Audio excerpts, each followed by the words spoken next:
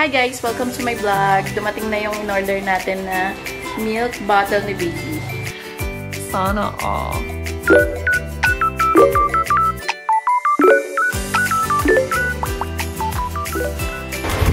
So, nabili ko lang siya ng 200. Ito siya. Nabili ko lang siya ng 240 sa Shopee. Kasama na dun yung freight charge o yung shipping fee. Ano ba to? Lako. Wait.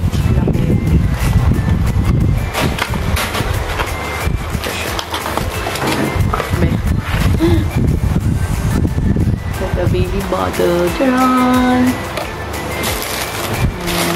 Maganda siya. Maganda to guys kasi nakita ko sa Shopee. Ano siya, malambot. Then, diba yung ibang milk bottle kasi, pagka tinaob mo siya na ganun, lalabas agad yung milk. Pero ito kasi, hindi. So, try natin. Titimplahan ko. Malambot yung ano niya. So, para siyang, ano, parang dede ng totoong nanay. Totoong nanay.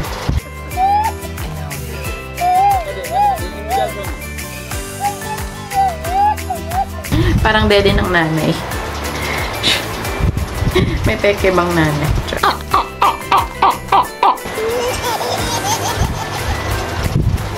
Ang hirap buksan.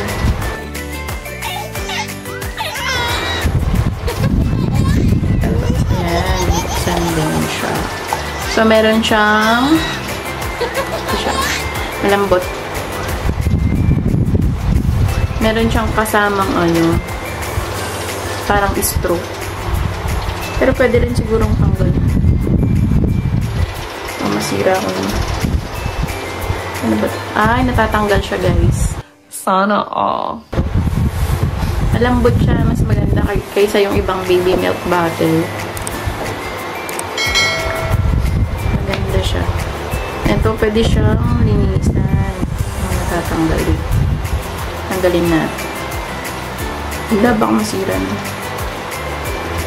Tatanggal ko talaga. Hindi na. Ganyan na lang siya. Ito ang natatanggal. Nakakatakot na. Pero natatanggal talaga ito eh, diba? Nakatakot. Baka masira. One eternity later. Ayan, natatanggal siya. Hindi nasira. Meron ako kasing panglinis ng straw dyan. Kaya niyang linisan to. So, nabili ko lang din yun sa Shopee.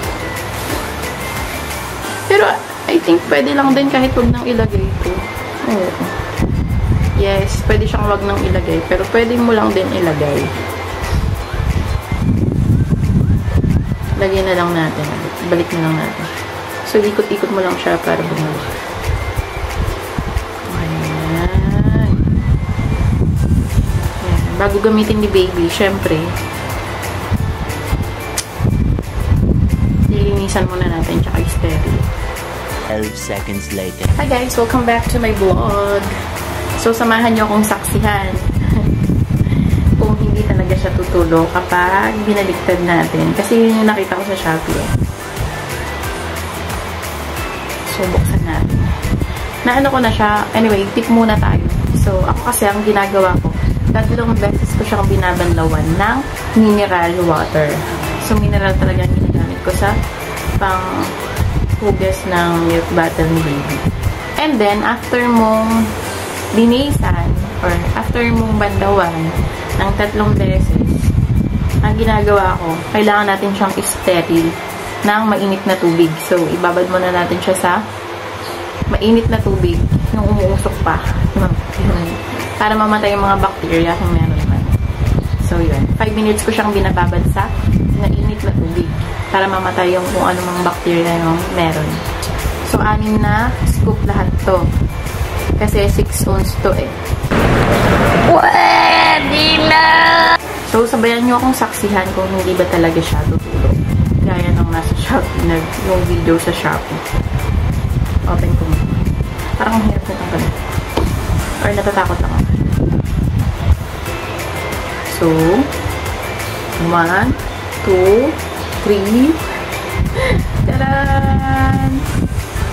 Oh, tara, hindi talaga siya tumulo, guys. Kailangan mo pa siyang kisitin. Oh my God! Wow! Oh. Maganda to. The best.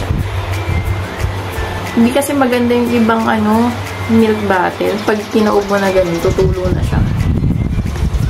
O, ito. Hindi. Yun, guys. Mas maganda to para sa akin. Para sa akin. So, kung gusto nyong bumili ng ganito, lalagay ko na lang yung link dyan sa comment section. Yun, guys. So, binili ko to sa Shopee, hindi sa Lazada. Ayaw ko sa Lazada kasi feeling ko ang daming scammer din. So, thank you for watching. Yun lang. Bye-bye. Tie my shoe. Oh, ito na. Ano na? Dede na. Ha?